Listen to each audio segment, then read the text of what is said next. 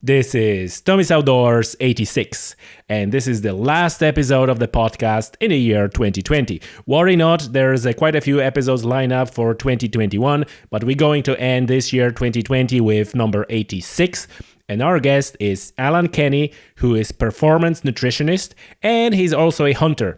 He started hunting in Canada, and now he moved to Ireland, and he has all the intentions to continue his hunting adventure in Ireland. But he also continues his career as a performance nutritionist who works with athletes. And I thought this is like an excellent combination because first, hunting in itself is a great way of providing great nutrient-dense food. And also to enjoy hunting, especially longer hunts where you need to carry a lot of gear or hike on the mountain. You need to be fit, and proper nutrition is one of the pillars of being fit. And also, we're coming to a Christmas period, and maybe it's a good time to start thinking about nutrition, either when you're going to be eating a lot of food during Christmas, or maybe, if you're a New Year's resolution type of person, maybe it's some sort of a New Year's resolution for you related to nutrition. In either way, very interesting episode. I thoroughly enjoyed talking with Alan. And just before I let you enjoy this episode of Tommy's Outdoors, as usual, just quickly remind you that this episode is also available on my YouTube channel and a video version of it, as well as many other videos, vlogs, etc., etc. So I'm going to keep repeating that until every single one of you subscribes to my YouTube channel. So go ahead and find out Tommy's Outdoors on YouTube and subscribe. And now, without any further ado, ladies and gentlemen, Alan Kenny.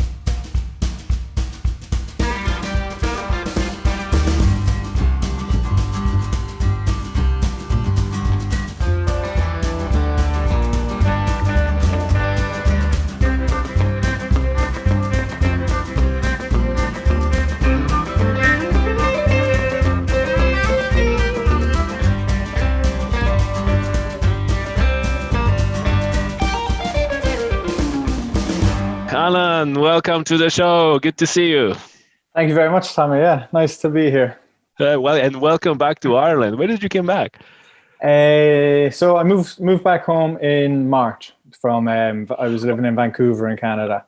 Okay. Awesome. Yeah, I had been there for about 3 years. We actually came home on like about 24 hours notice. Really, we kind of just packed everything up because I took a job here in Ireland, so it all happened very fast, and COVID was just happening, and we were kind of looking at the news, and they were saying flights are going to stop, and if you don't leave now you mightn't get in, and it was just chaos for a few days, and we just literally packed up everything, didn't even get to say goodbye to anyone, partly because of COVID and partly because we just left in a hurry, but so well settled in now though, back in Ireland. Okay. That's good. Listen, and we're going to talk about hunting and nutrition. It's like two things that are close to your heart. So can you, obviously for people who just jumped in and listening to that or watching and haven't read the description, what's how your adventure with hunting started? Yeah, so I should start and say that I'm a complete beginner, newbie hunter. So if there's anyone listening that's like avid hunter and I'm saying things that are wrong, don't be too mad. But so my background is as a performance nutritionist. So I work as with teams and athletes. So I work with the Roscommon senior football team and have done lots of Gaelic teams over the years and kind of help athletes kind of achieve their goals that way, and have done work with endurance athletes and some people. That way I'm obviously sporty myself, play soccer and Gaelic, and I've done some adventure type things like climbing Kilimanjaro and trekking to Everest Base Camp and stuff like that. And obviously you're able to put nutrition into play there. And then it was funny, one of my friends who just became a friend through a friend was living with him. He was actually a guy from New Zealand, and he's an outfitter, like a guide, basically, so incredibly experienced with hunting. And we were out for dinner and everything and got chatting and what do you do for a living, and that came up, and I was like, that sounds incredible, that sounds awesome, I'd love to do it. And I I've seen like Meat Eater, Steve Rinella, and some of those people, and even the likes of Joe Rogan has probably put it into more mainstream. And I always kind of said I'd love to do it. And he basically said to me and a couple of guys, he said, go and get your licenses and do all the tests. And if you do that, I'll bring you hunting. And he had met loads of people over the years that had and you were at the time already in Canada? Yeah. This was in Canada. And he had met loads of people over the years who had been having a few drinks and say, yeah, I'd love to go. And he always said, go and get your stuff. And if you get it, I'll bring it. And he said, no one ever did that. But me and two of my buddies actually said, we went and did the test, got our firearms license and did all that. And then, so he brought me hunting a couple of times then, and I would have went on my own then a couple of times as well.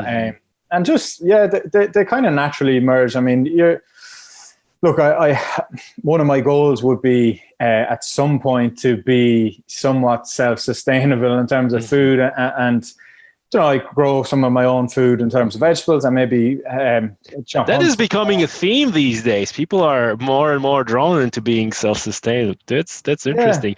Listen, I back you up a little bit because what interests me, and you even had a whole episode of this podcast dedicated to like how the hunting works in other countries. So could you tell us like how the whole process of getting licensed, all the training course and everything looked in Canada? So what's your because I presume you were so maybe that's a question. Is it the same for foreign nationals and Canadian natives? Is it the same process, or did you had to jump a few more hoops because you were Irish? I was living there long enough to be considered resident, I think, in that sense.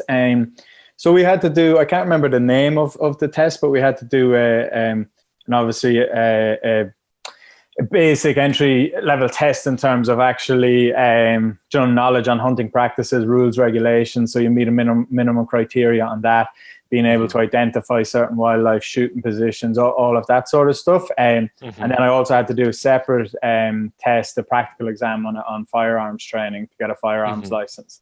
I think the whole process was actually very doable, really good. Had some good education and manuals and that, and some practical ones, and it's quite accessible out there. For me, the biggest difference, because I'm starting the process now in Ireland and I have to start from scratch. Nothing that I did over there kind of counts here.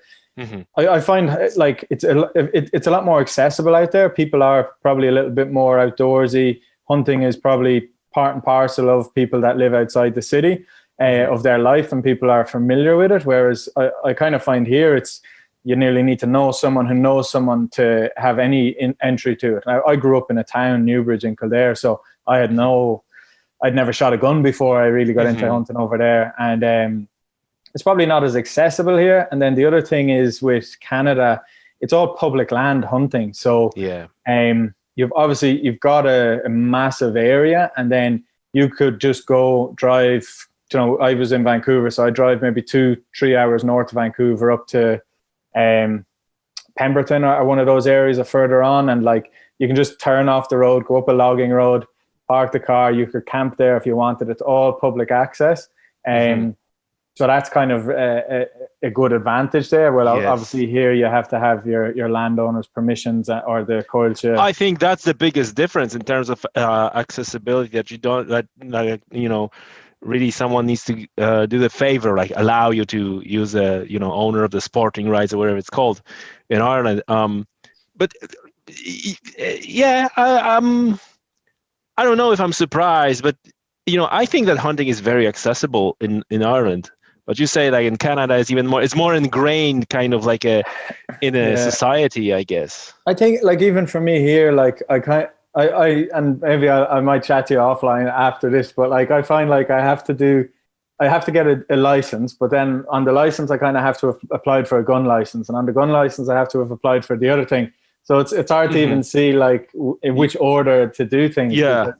It could be confusing. So usually how it works is like when you're applying for a license, you put the order in your gun shop, and then the guys in the gun shop, they usually are able to give you serial number. So you can put your serial number in your application without actually having a gun, and that way you can apply, and then you can use that. So that's the one way of doing things. And then the other way, which is the way I've and I'm completely fine to talk about it on the podcast because people might find it useful, is, I think it's different when you're a farmer or you have a farm, then you can, shoot on your own land. If you don't, then, my thinking was like, where do I practice? Because I felt like I need to practice somewhere before I actually go hunting. And that way I joined a gun club. Yeah. So then you can apply for the gun license based on being a member of a gun club, and then you have your firearm license, and then you can apply for your license for hunting deer or whatever. So yeah, that can be confusing like that. I noticed that it's like, which one is it? So I'll join a gun club in the new year then, definitely, and maybe start there. I have some of the applications and stuff, and yeah, I might try get out this season, just even accompany someone, but I definitely want to have all my own stuff set up for next year.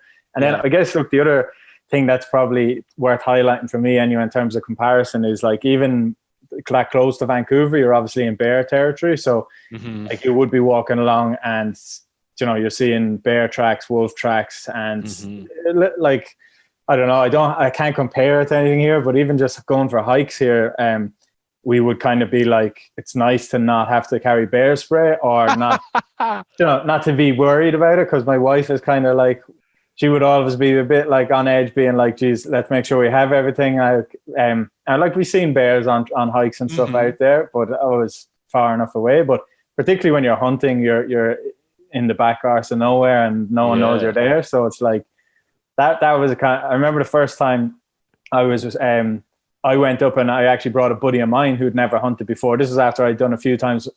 So I was then kind of bringing him up, and the first time we were like off a logging road, just down this like ravine type area. And next thing we just like looked down, and it was like these big, massive bear like prints. And we were like, shit, just, your hairs kind of stand up in your neck a little bit. And we were like, I didn't want to let on that. I was like going like, Jesus, I hope I'm all right. You have your spray and a knife and the gun, but like, you I don't know. They try and prepare you for that, but I don't know. On a training for hunting. Yeah, just like I think the phrase over there is, if it's brown, stay down, and if it's black, fight back. So the black bears that are smaller, they're a little bit more skittish. You would be loud, make noises, and make yourself big, and you can scare them off. Whereas if it's brown, any further north into grizzly territory, just stay dead. Like, that's what we were told.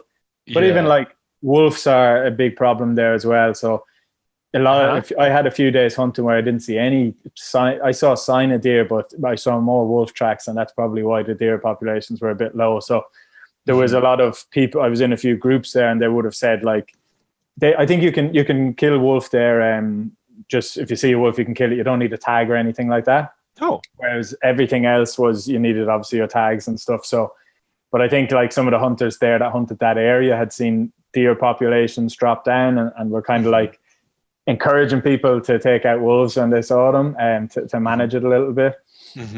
That's interesting. That's very interesting what you said, because I recorded a number of episodes, and for listeners, there's quite a few episodes coming after this one airs, about rewilding, and and all that discussion about putting buck wolves and other predators in Ireland. And it is very often like, your point of view is like, well, okay, it's fine, but usually that's the people who are living in the urban areas are so keen on having wolves and all the apex predators out there in the countryside, but people who live in the countryside are actually not that hot on the idea. And this is what you're saying, like, well, actually, when you go in for a walk and you have to carry with you all this stuff, because like, your views about how cool it is to have a wolves and bear and everything around, maybe like, I would love to have these animals. And I've been I think 2 years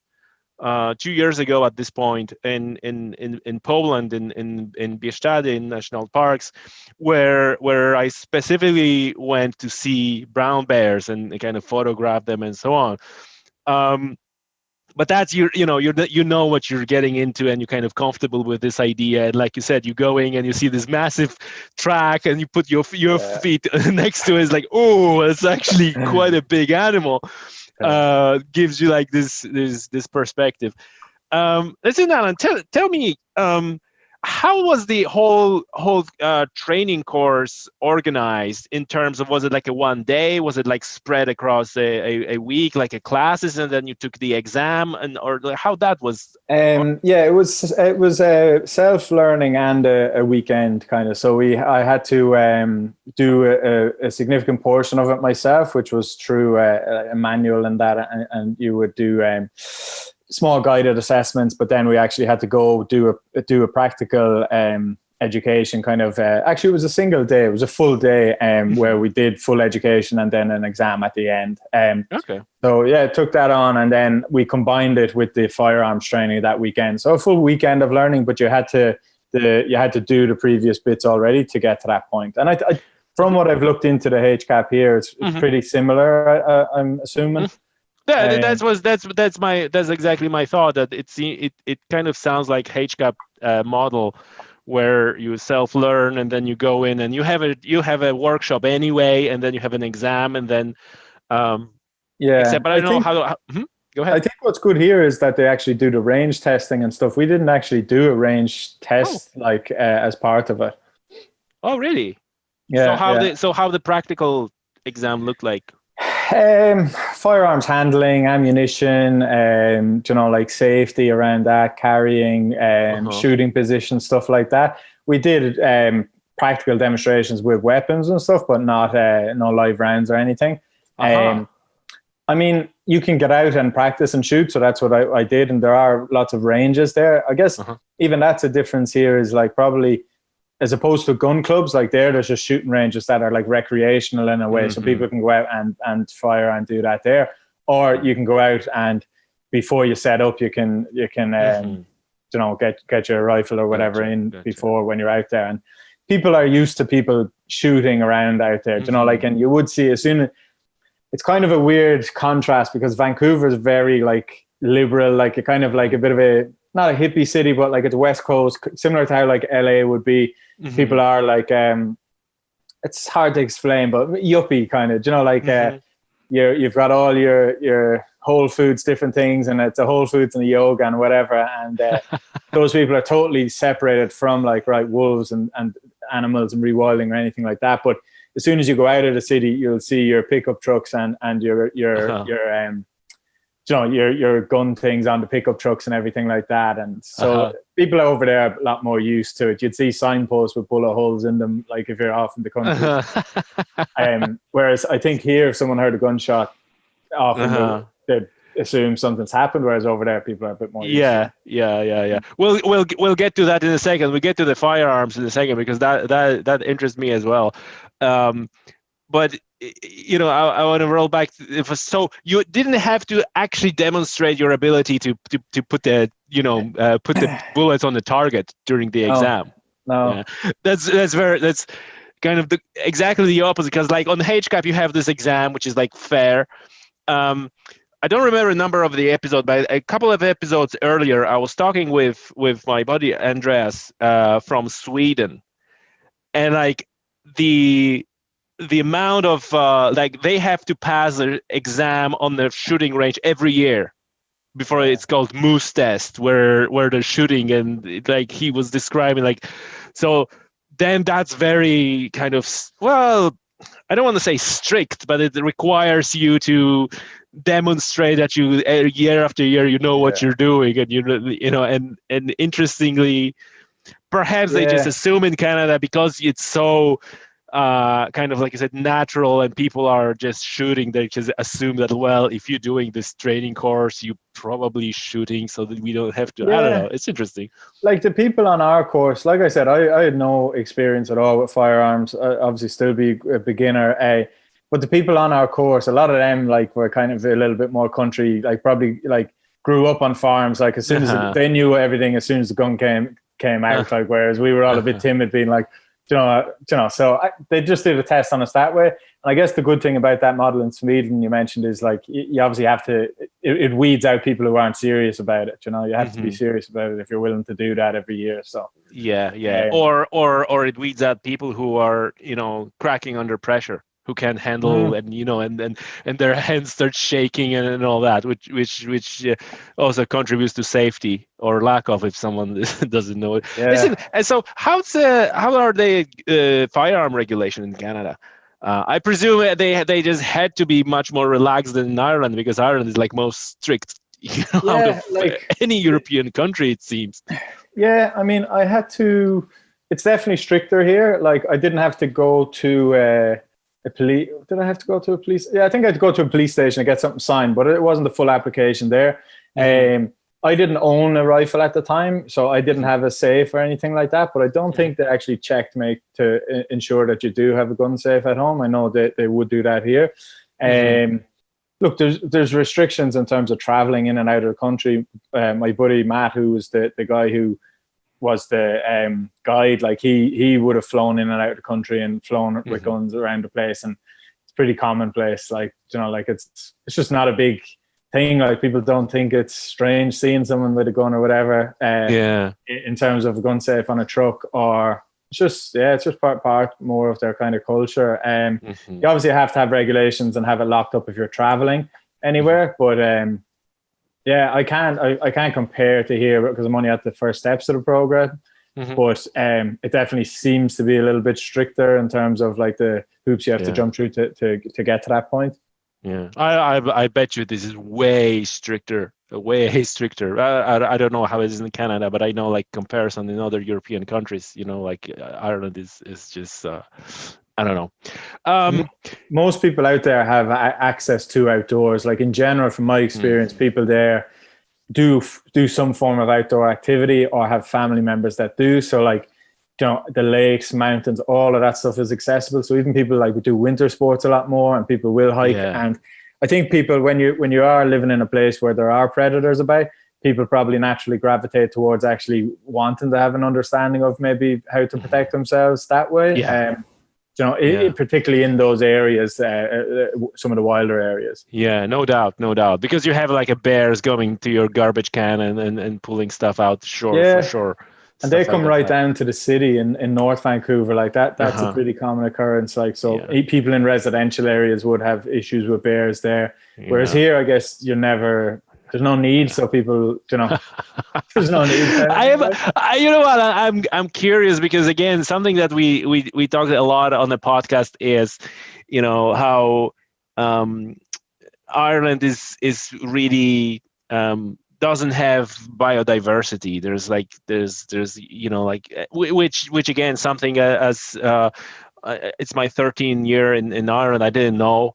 And slowly it started to occur to me. And then as I was talking with people on a podcast, it was like, well, like we lost this many and we don't have this. Is this something that is already kind of visible to you, or is it something that you're aware? I don't know if it's not too early to ask that question. If you were already a hunter in a sense, Ireland, they have a season beat. So I would ask the question, like, how you compare that lack of biodiversity in terms of like, we are after deer, so we have a deer, but then you don't have anything else. So I'm wondering if you already have any comments on that or any expectation. Yeah, I mean, I guess like I've seen some, like you probably have to branch out more here, and like you obviously do fishing and like obviously there's bird hunting and stuff like that. I mean, for me and probably for most new hunters, I can only speak for myself, but you're probably more attracted to the bigger game animals. So like, I like mule deer was, even Sika deer and that are quite small compared to like, I got a mule deer and tagged out one of them over there. And, like you were putting in tags for the lottery for elk and moose, and my buddy, the hunter, like he's obviously hunted moose up in Northern Territories, and so for me anyway, the stories that sound like the coolest or most exciting are those big game animals. Like someone like taking out a moose and having food for 9 months of the year based on that alone. Like elk was a big one that I really wanted to get one for as well, but they're not. You kind of have to go a bit further afield to like just further away from Vancouver, like not a million miles away, but maybe like there was a good lottery to get Roosevelt elk on Vancouver Island, which was very popular.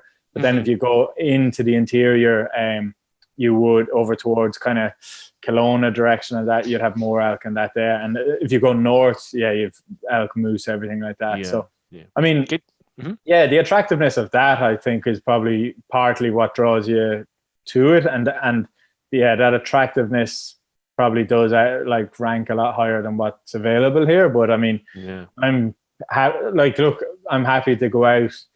It's part, like for me anyway, like just being outdoors and having a good day hiking and doing all that is part of it. So like if you end up with something at the end of the day, great. If not,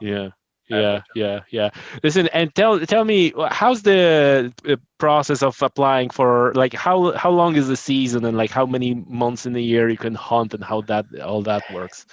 It's similar like in the US, I presume, right? It's pretty similar. It depends. It depends on the animal. There's different seasons for different animals, but for most parts, like your deer, elk, and that is going to be back end of the year. Like some places will open up in October, November. Like most of the hunting season is going to be sometime there from like October through to maybe December. Some areas, so it's segmented by area, and they do population checks, and that's where you can, and obviously there's tag limits as well, and gender limits and stuff like that. Traditionally same as the North American kind of time of year, but then into the new year, like you can hunt black bear in the spring over there. So when they come out of hibernation, black bear, you can hunt them in the spring. And I've never been on a black bear hunt, but I've heard they're nice to eat after the spring. I don't know. Is it nice? Yeah, when they're eating berries. Spring is the berries. The sweet fat. Yeah, but if later on the year, like not so much. So that was actually first question I asked you when we talked about before we recorded. But it was my first question. Have you hunted black bear? yeah, and I even like I did get a tag for a black bear, but I never got to go out and do that hunt. Originally, I was like, no, I don't want to hunt a bear. Like that seems mad. And I'm sure people that listen or people I would talk to would be like, "That's why would you want to hunt a bear?" But when people use the meat and eat it and all of that, like I mean, then I was like, yeah, I would, and I would like to. It's just more experience and to do that as well. I don't have any like partly. I'm sure everyone is different, but I don't necessarily have an interest in like killing for no reason. Do you know what I mean? Or like trophy hunting that way or anything like. But I mean, it's more about like being able to have a closer relationship to your food and where it comes from and that. So I'd have no problem doing that with black bear for that. That would be a challenge though. Yeah, sorry, go on. No, it's fine. What is your like a biggest hunt, like a hunt that you're most proud of? Well, the coolest thing, like, and I've only done a very limited number of hunts, so like I'm not speaking from that much experience, but obviously getting the first deer was like probably something I'll always remember. Was it whitetail? No, it was a mule deer. It's a mule deer. Yeah. And to be honest, it was actually quite easy. It was pretty much like one of the first days that I ever went out. And I went with my buddy. He was showing me where to go, and it was just really cool and exciting. And just like, it was kind of like, right, we're actually doing it. And we were actually on the way back to the car. We had kind of hunted for a couple of hours, but we weren't too far off a logging road. So we kind of had a vehicle nearby, and we were actually heading back to the vehicle just to get lunch and maybe try a different spot. And then I didn't even spot the deer, but he just kind of spotted it, and he just said, just hold tight, like. And the deer took me a second to spot it. I don't know, was it even probably about 100 yards away down a big hill. And he kind of just said to slowly get down in position or whatever. And he had like loaded the gun and everything. And he was like, I got into position. So he just popped it on my shoulder, was like, safety's off. Like it was very, find it. And the deer was actually looking up at us because it had heard us, but we obviously hadn't moved. So it didn't really know what was going on. And then didn't have time to set up or do anything, even put in plugs or anything. So it ended up like blowing the ears off me. But luckily enough, I hit it. It went through its lungs, and it ran down obviously, but it didn't go far. And we kind of had to follow it a little bit. Just it was maybe about 50 yards from where it was when I shot it. But just that feeling, yeah. Like I mean, it was really exciting, and like Jesus, like wow, like it's somewhat exhilarating and doing all that. But it's obviously a bit remorseful too for me anyway. As a complete beginner, you're like, Jesus, I feel a bit bad. I'm after killing an animal there, but like I remember that always comes. I think that always comes. Yeah, and I think it's healthy to have that too. Like absolutely. But it ran down a big hill, so he actually kind of as a bit of a prank on me, he was like, you have to do, I can't remember the name of it, but he was like, because it's your first hunt, you have to do like a Kiwi backpack or something. So we took the innards out of it, and then he made me carry it out. So we did the leg through the back leg and kind of made a backpack out of it. I had to climb up this hill, and here's a video of me. I mean, it was one of the most physically exhausting things I've ever had to do. And eventually we got it back up, and I carried it back up to the truck, and then we field dressed it and did all that. And even that was just, I felt like such a just like useless man, because I was like, what? I don't even know what to do here. I was like, he was just pulling me out, handing me bits, and he obviously showed me what to be doing and where to be cutting and doing different things. And I would have done a bit more looking into that as well. So I guess that definitely would have been like the biggest best, because it was the first time. But I actually went on a hunt with him and one of his buddies, another guy from New Zealand who had literally just been up somewhere way north in Canada on an outdoors area hunting and guiding people for like 6 months. Wow. And he was just like incredibly, this is what he was doing nonstop. And I tagged along basically and just tried to stay out of the way. And we went on this hunt, and we camped out, and we camped out for a couple of nights and just camped out. Okay. Like, that was my question. Was there a hunt like where you actually were camping while you were hunting? Yeah. And like up on the top of this ridge covered in snow, and it was unsuccessful in that way. But I mean, we were walking along, and then, yeah, for me anyway, I felt like I was like a child at the back, just looking around excited, and they're doing all the manly stuff. But, like, there was like lynx prints and like moose tracks and all this stuff that again I'd never even seen before. And that really was like, right, that was like the hardship part of it, where like you're just sitting in the freezing cold, and like even then I was like, I don't have the right gear, so I had to get more gear and be better prepared the next time. But like that was just like, yeah, you're sitting in the freezing cold for hours and nothing, like there was a few big bucks we could see across a valley, and it was like it would have taken a day to get across. But it was brilliant, like looking back, just sitting around the fire at night having a couple of beers. And for any, whether it's hunting or not, like even the likes of Kilimanjaro, and I've done like hikes in Patagonia and all these stuff that are very hard, like hardship at the time. But the memories of the bad times fade, whereas like you remember the good times. Like, and I think for hunting and all of that, like I think today we are like instant gratification. It's like, right, we want this, that, and like people don't necessarily work. Like I can go online now after this and order my shopping, and it's very like soft what we do and the way we live in a certain sense. And even like with everything going on like earlier on in the year, and it's like shops are shutting down and people are worried about food supplies and different things, and we're not you obviously are, because you're skilled and have experience in this, but like not a lot of people would actually, if you strip away everything else that's in society now, like not a lot of people here would really like manage or look after themselves, the majority of people. So that, like, to have those kind of life skills and stuff as well is something that'd be important for me. Absolutely. I mean, you're dead right. And this ties kind of to what you said, like being self-sustained, even in a sense, like you have a dead animal on the ground and you know what to do, because like, oh, what am I going to do? What am I going to do now? Wow, man, that was that was really great. And like your I presume that your permit and your hunter safety, or whatever it's called, it's valid indefinitely, so you can always come back to Canada, just buy the over-the-counter tag and go hunting. Is that how it works? Wow. I'm not sure indefinitely, but I would assume for a few years anyway. I must check the license and see. But I'd love to get back over there and do. And I do want to get around to doing some hunts in Europe as well. Yeah. I guess like for people even that, like, you wanted to go on a hunting trip or whatever, but it's a trip. Like the hunting is a part of it. But like for me, anyways, as well, like the places where I was, even on these other hunts.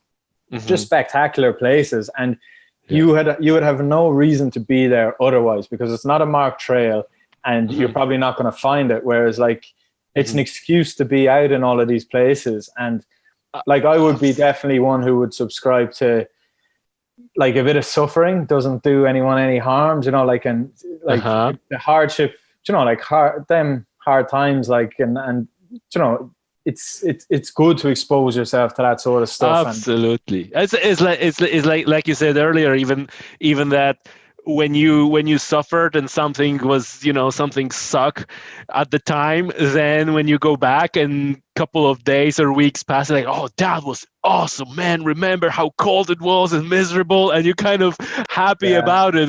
Well, when everything was great, you kind of don't tend to remember these things. That it's longer lasting as well. So whereas like, like instant gratification stuff, or it's quick, easy, and it's like usually something's nice for a little while, but then it's like whatever. Whereas like those experiences and memories you can look back on forever, really. Yeah. Listen, so let's switch gear now and start talking a little bit more into the nutrition. So first off, you kind of hinted on that, but I want this to be kind of like specific. Is the connection for you between your job, your being your nutritionist and performance nutritionist, and hunting, was it in terms of I want this other type of food that I can sustainably harvest, and then you can talk about it, how it's different from the meat that you can just buy in a store? Or was the connection kind of like, I am going to do this hard thing for a number of days, and I'm going to carry a big giant deer on my back, so I need to be strong, and I need to be like an athlete prepared for that, and obviously big part of being an athlete, being strong and being fit, is having proper nutrition. Is like it kind of intersects in an interesting way in more than one way, I guess. I think I don't think it's I think, look, if you discuss nutrition, part of my principles that I would usually talk with people are like kind of, eat whole, clean, natural, like unprocessed foods, and try and minimize the steps between you and your food. And like, they're just simple things like, like someone eating chicken nuggets at McDonald's is very different than someone eating chicken fillets, because it's been processed and bred, and they're not the same thing essentially. So I don't think it's a common thing for nutritionists to maybe go as far to taking it that far to being like, right, I want to harvest and hunt all my own food. And I think, so I don't think that's just because I'm a nutritionist, but I think for me, naturally, the intersection is obviously being healthy, trying to minimize the steps away from your food, knowing where your food is coming from.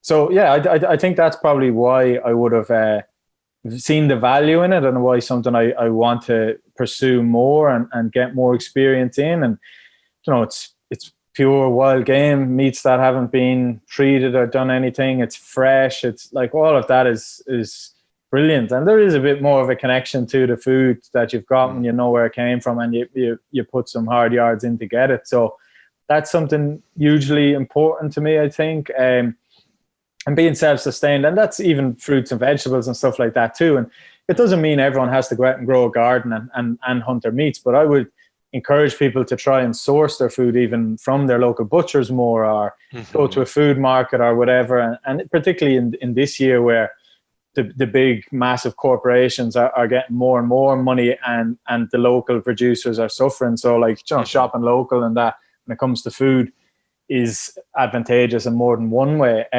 But I think then, obviously, as you said, there is that obvious factor. Like if you're not fit, you're not going to be like, sure, you can go out and sit in a tree stand, and that's what some people do in the States and all that. And that's probably the perception that people have of hunters, is like they're just like bait animals and sit in a tree stand and do that, and it's not fair. But one of the big things in our thing in Canada was that fair chase and no baiting and all of that. And I don't necessarily have much interest sitting in a tree stand either, because part of the process would be actually getting out there and getting the exercise and all too. But particularly for the animals that I would want to hunt, you need to be fit too. So obviously your nutrition is a big part of that as well. So yeah, they naturally intersect a few ways. For me, it's just about minimizing the steps between you and your food, and like going back to nature a little bit. And then also in terms of nutrition, yeah, like, because it's hard work and when you're out and you're 3 or 4 days in, and so then you can actually implement some nutritional strategies, like ensuring you're eating adequate protein to keep your muscle, ensuring that you've got good carbohydrates to sustain energy, even the selection of your meals that are suitable. Like, even for me going out, like, I don't know, one of the days I was hunting, it was like -15 or something, and you're sitting there and it's like trying to eat chocolate bars that are frozen solid. So I was like, that's not going to work. So just even those things, like, that's I see this. I'm wondering what's your take on that, because we already covered there's a movement right now there's to get, like you said, minimize the number of steps between you and your food, and everything, where your food comes from. And I love that part too. I just love that part, to take a hind quarter or a back rib or whatever from the freezer. And I know, like, I know that for you it is probably cliches, and probably people who listening to that and listen many of podcasts, and because this never gets old. This is like, yes, this is the best thing to get your family for dinner and serve them, roast or something. So that's on one end. But then there is this other kind of branch that goes the opposite direction, and this is strange, but this is really I feel like driven by the growing popularity of veganism, and then that goes hand in hand with those highly processed foods, right? And I don't even want to go into terms of vegan, whatever. Like, if you're vegan, like, sure, you can pull the vegan diet on clean and natural foods as well. It's difficult, but you can. But even today, we were on Twitter, we had a discussion about eggs, like these vegetarian eggs or whatever, like eggs without eggs. And the ingredients is just like desperate. It's like stabilizers and gelling substance, and like you look at it, it's like, well, actually, from the things that you would recognize as a food, there's a water. So that's what you recognize, and the rest is like, what the heck is that? And there's a whole kind of like a area or branch of foods that are going that direction, and it's desperate. Yeah, it's interesting. I'm sure our listeners would maybe have seen this video before, but I saw a video of Steve Ranella, and he was doing at a book signing, and he basically had a guy in the audience who was just questioning him about veganism and saying, like, why do you enjoy killing animals and things like this? And Steve Ranella had a brilliant, well articulated answer, and he basically said to the guy, he was like, well, to be honest, I probably have more in common with you than the average person who might eat fast food or whatever a few times a week and who doesn't care where their food comes from, because he has, he wants to see wild animals and has a conservation approach and stuff like that, and he's knowledgeable about the animals and everything like that. And I mean, the reality is there's no like diet or approach that doesn't have some level of some level of impacting nature or animals at some point. Even farms that produce vegetables, like will kill like animals around to keep them out, or as they're pulling them up can kill rodents and different things. Like, so it's hard. Like, I mean, as a nutritionist, like, I don't necessarily mind whatever diet somebody is following. I'm there to support them in their goals, and whatever their choices are, we'll match the goals to that and give some advice around that. Particularly in Vancouver, veganism was really popular, but like I would have seen like, and keto and stuff, and all these like kind of newer diets that because people are like, it's fads kind of go through there a bit more. I mean, for the most part, typically most people would benefit from increasing their protein intake, and most people don't typically eat enough protein. So then like if you remove a lot of if you remove a lot of animal sources, you remove a lot of dietary protein from the diet. So that can cause an issue for some people. But I mean, yeah, you can, no matter what someone chooses to follow in terms of diet, there's good and bad versions of that. Someone can be sitting at home eating bread and vegan cheese and just having that all day, but like, that's not good for anyone, regardless of what you follow. Whereas someone else can follow a plant-based diet or a vegan diet and ensure that they hit all their macros and do all of that and match it to their demands on their body. And so, yeah, like there's good and bad in every kind of thing. So, I mean, for me, the role is to support anyone, no matter what they choose to do. But I think typically, yes, people will benefit from cutting out processed foods in general, but that doesn't mean it's like throwing the baby out with the bathwater. You don't necessarily have to cut out all animal proteins to have that benefit, or you can still have like, lean kind of meats that don't come with some of the additional fats and that people are trying to minimize or avoid. So yeah, and it's a complex area, like and people are obviously quite passionate about it. But I mean, veganism is probably more of a ethical or moral decision rather than just purely a dietary decision, so I read like some time ago that there are like two types of vegans. There are dietary and ethical vegans, or something. Like, what's your, as a nutritionist, like, what is your take on, because you have this all those different types of diet, keto diet and vegan diet, and low carb, high protein, high carb, low, like whatever, like where like are you kind of do you have any favorites, or are you kind of like sitting and looking at it as like, it's not that simple? Like how what's your approach to all that?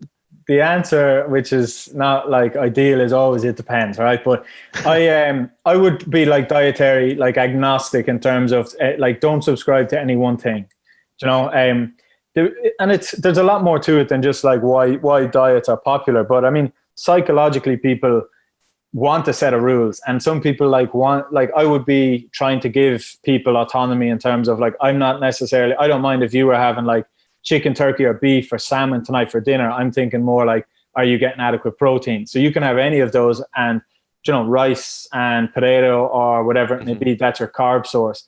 So like, the differences between them aren't going to be that major, so that's fine. You can have those choices. Whereas some people just want to be told what to do. I think that's why people gravitate towards diets, because like, there's a set of rules, and maybe people think that like, oh, maybe if I was doing it wrong before, well, and that's why I'm out of shape. Maybe now there's this new thing, and that just tells me what to do, and that will solve my issue. And when it's not, that's just not the case. I mean, I would firstly just assess someone's diet, and then ideally, as a performance nutritionist, the main thing you're trying to do is match someone's diet to the demands on their body.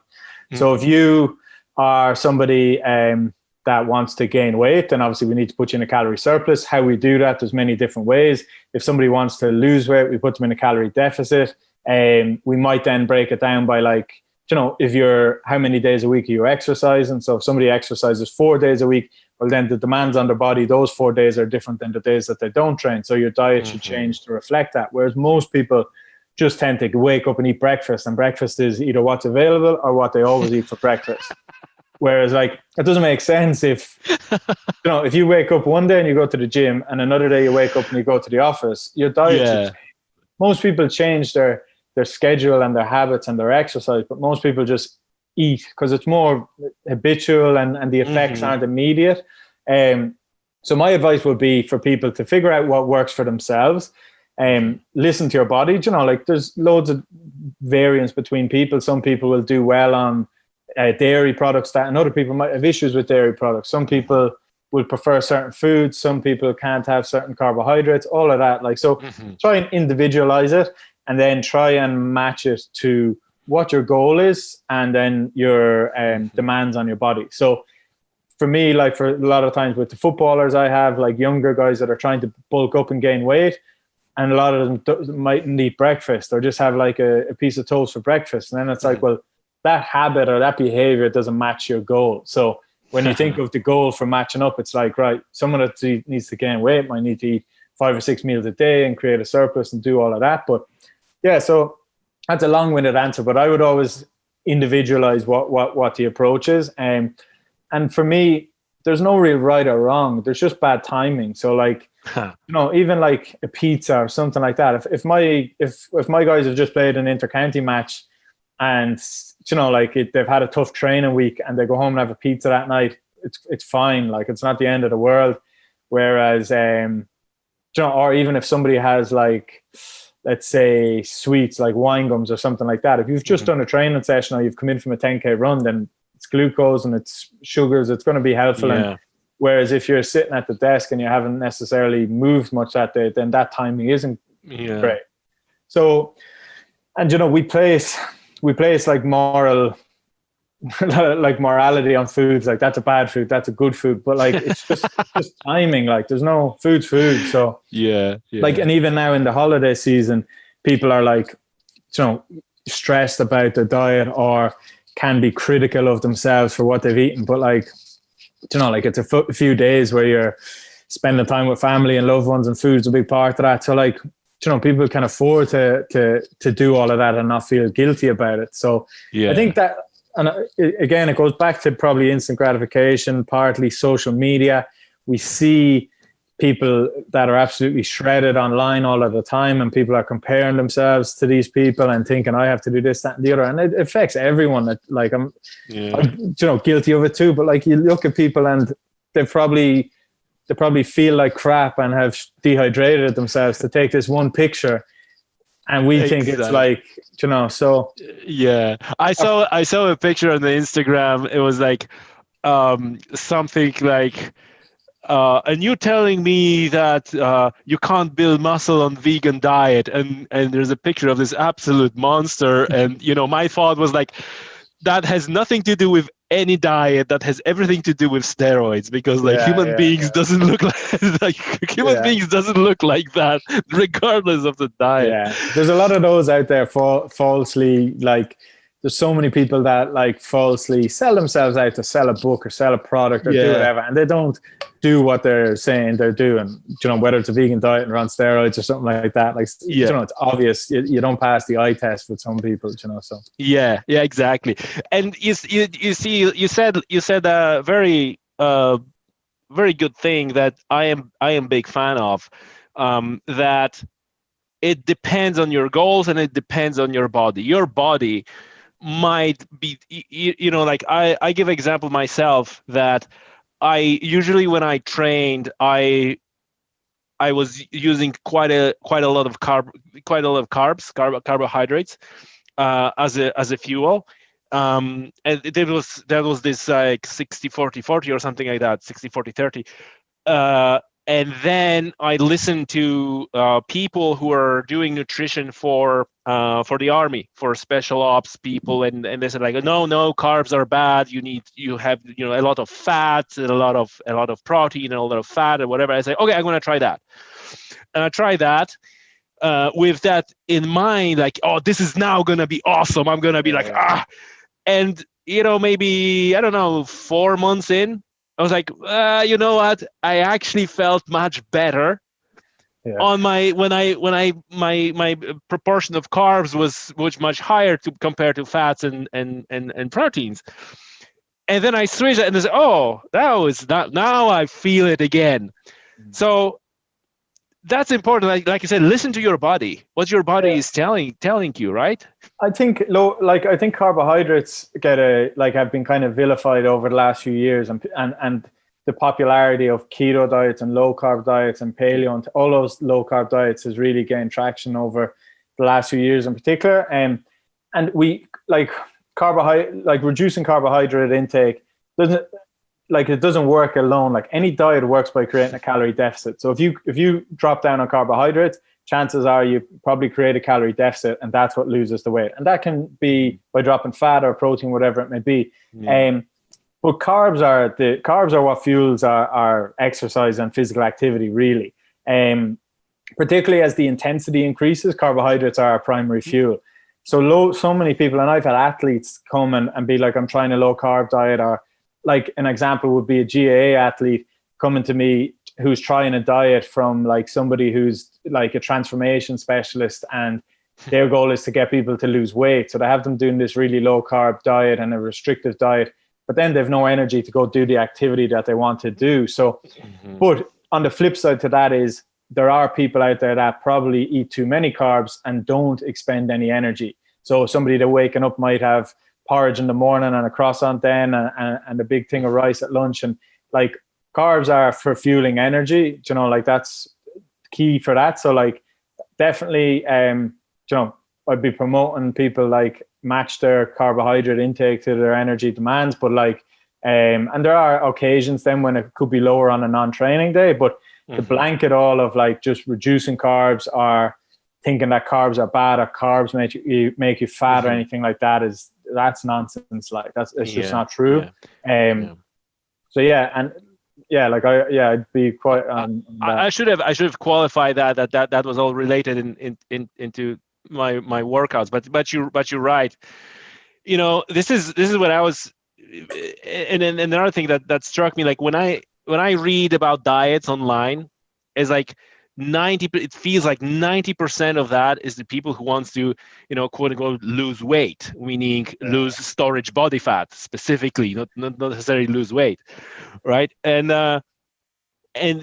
especially people who are, you know, trying to get in shape, whatever that means, and that's a separate discussion, like what that means to be in shape, right? There are different shapes, but usually that goes like people start to get active. Oh, I want to, you know, eat clean. I want to get active, and that like you said, like how one thing matches the other. You know, like I was reading these stuff, so I'm going back to. I was reading this. It's like a lot of advice was basically saying like, oh, how to cut the calories, which was like I realized that for me, the problem was to eat enough calories.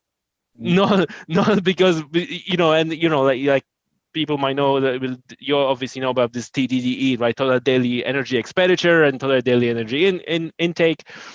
And so the example was like you can read everywhere that white rice is bad. White rice is bad because it's a lot of carbs, and you know you get hungry quickly or whatever. Don't eat white rice, right? White rice for me was great because I could eat enough energy, I could eat enough calories, and I digested quickly, so I wasn't bloated before the workout. Yeah. So that worked for me. So now I put that question for you, like, what would be your advice to people listening to that? And, you know, if we can assume safe, there's mostly outdoor people who are either going hunting or cycling, or like, what are the telltale signs, what to pay attention to figure out what works for you?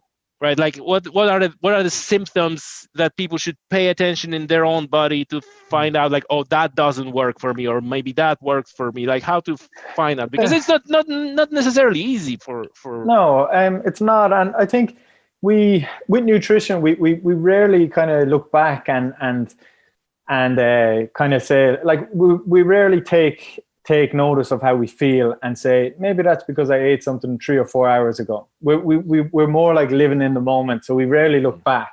Whereas, like, if you do a tough workout, you're physically sore, and you know you can connect those things. So I would always encourage people to have some level of assessment. So like some numbers or some metrics that you can kind of track and follow, because, like, you're kind of like just stumbling in the dark otherwise. So it might just be jumping on a weighing scale every couple of days to see where you're at that way. And then you can see if you're going up. If you're going up, you've been in a surplus. If you're going down, you've been in a deficit. And then you can kind of retweak from that.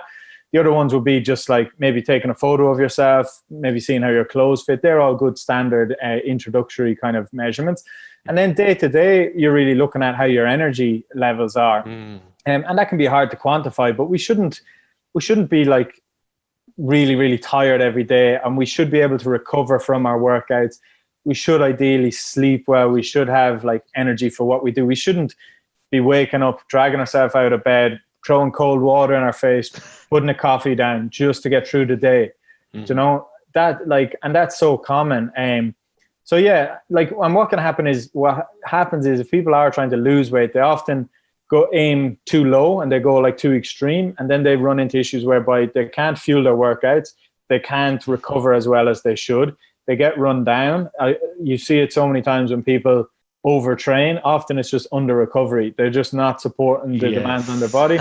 They run themselves down. They pick up an illness, and they do all of that. Whereas if somebody has a little bit more of a sustainable, like maybe a 15-20% deficit, but again, you need to do the calculations first to get that number. And there's tons of calculations online. Somebody can just put in their height and weight and their activity level, and they'll get a number for themselves. And then I would say maybe try a couple of days of tracking your food using like MyFitnessPal or something like that, just to figure out where you're at. Because if you want to gain weight and you need to eat 3,500 calories a day and you're only getting 2,500 a day, well, then that's not going to work. And it might be a learning experience for somebody whereby they might say like, geez, I thought I was eating 200 calories at a snack, but it's actually a 500 calorie snack. And that maths doesn't add up either if you've only got 2,500 for the day. So it's just learning like that. And I think we can be, particularly even with things like alcohol and stuff, people are like, don't necessarily usually factor that in, where someone can drink 600 calories every evening, Thursday through Sunday. And I've seen people like have a full day's worth of calories just in alcohol alone. So like when you, if you strip it back to the maths, like it doesn't add up on those things. But I think just, having a definitive starting point and then having some metrics to check and just be like, you know, check in on yourself, check in on your body, see how you're feeling. And if somebody actually has issues with certain foods, then keeping a food diary and being able to kind of locate where you felt bad and where that was, that's really helpful too. And then there's the obvious foods that are more common in terms of causing people issues. So we can look to address those as well then. But it's very hard. If you think about it, people may eat 5 meals a day, 7 days a week, 35 meals a week. You could have 3 or 4 ingredients in each meal. It could be like well over 100 ingredients each week. So it's very hard to sift through all of that without some tracking or some kind of level of assessment to start. Yeah. And, you know, like for me, that moment where it's an interesting story. I never shared it on the podcast. I was most of the time I was kind of okay with nutrition, and the moment I started kind of like quite aggressive strength and conditioning protocol, you know, Tabata, high intensity interval training, after maybe a month I start to feel weak.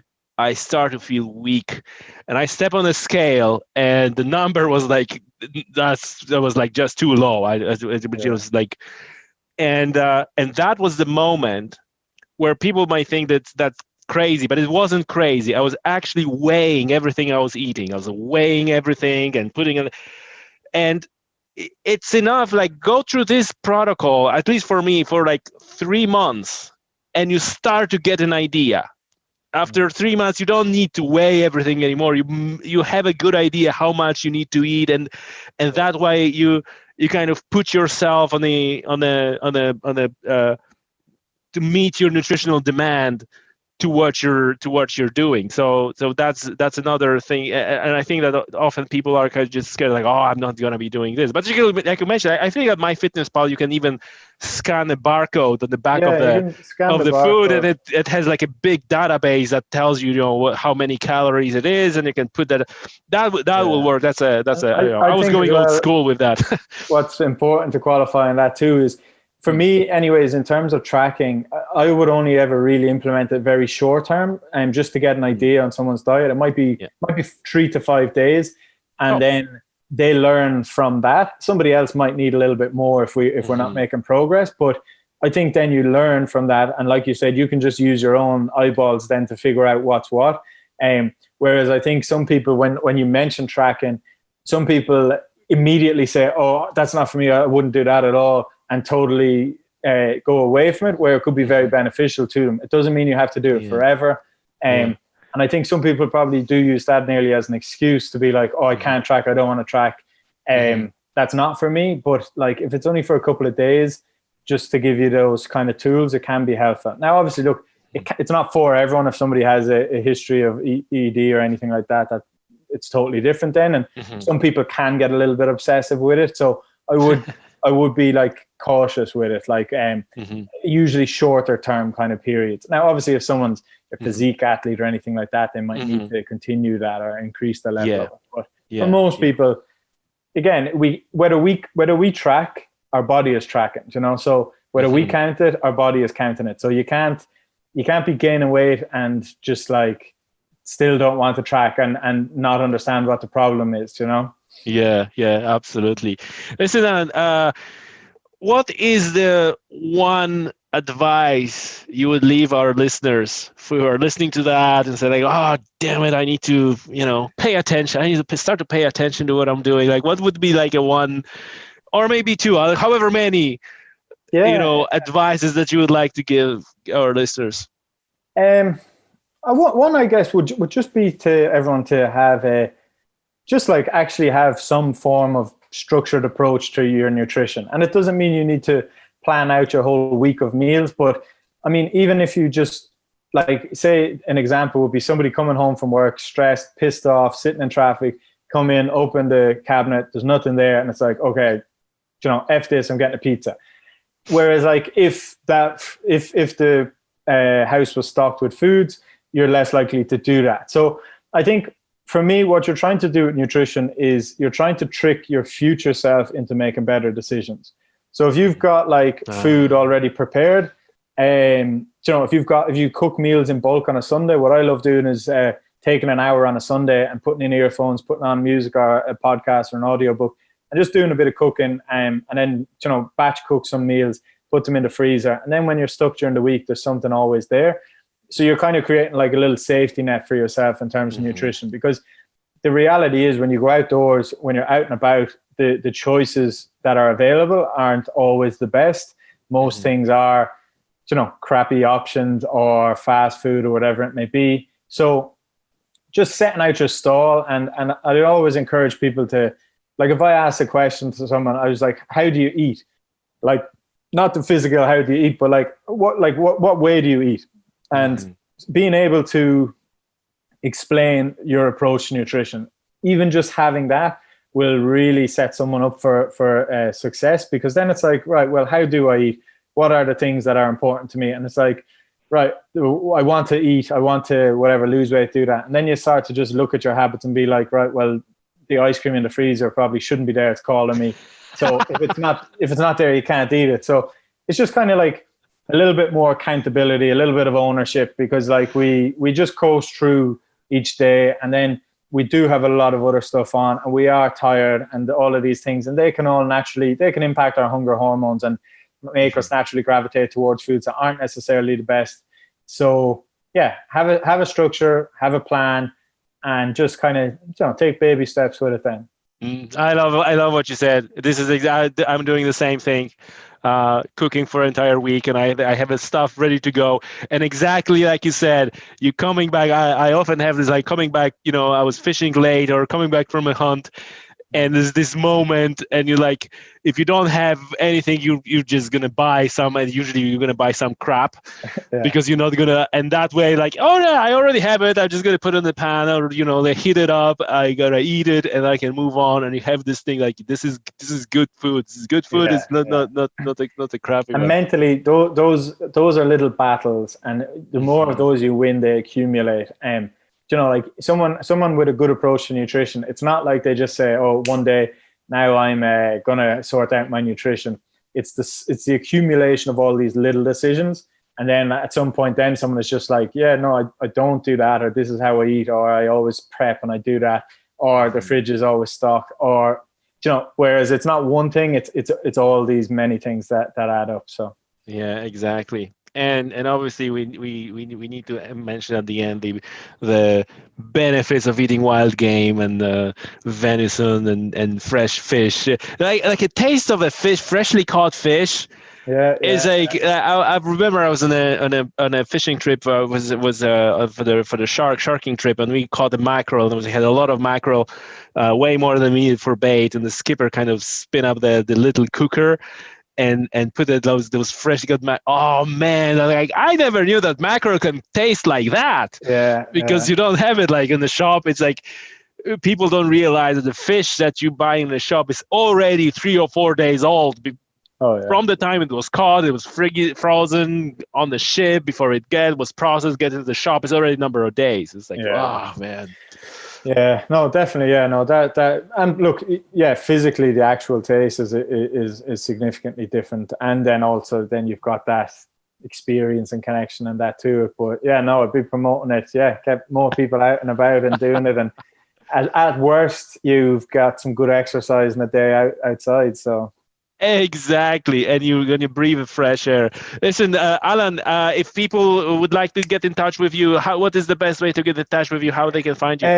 Yeah, I guess just like Instagram, Twitter, and stuff. My tag or handle is like Kenyan Nutrition. So I need to be better at posting more stuff there, but I will be in the new year doing a little bit more on that side and putting stuff up and recipes and different things like that. So yeah. Great, and thanks a lot for your time, and I wish you good luck in your hunting endeavor in Ireland. And once you get all your permits and everything, maybe we're gonna do that podcast again, and then you can tell me like how it is working for you, because I'm very interested in especially people getting like you mentioned. This is a big thing for me. People who are not exposed to hunting, and and that's me. That's exactly me, where I'm a city boy, and I didn't have a father or grandfather or brother who were always hunting. It was like, whoa, hunting. Yeah. So that's very interesting to me. So I really can identify with what you're saying, and I'm interested of your experience. So we'll stay in touch. Yeah, no, thanks for having me. I really enjoyed chatting, and keep doing what you're doing. Your videos and that have been really helpful, like for the likes of me who is nothing there, and even just totally new to the processes here. So yeah, no, hopefully someday we might even get out hunting together at some stage. Absolutely, mate. Thanks a lot, Alan. Yeah, no problem. Thanks, Sammy.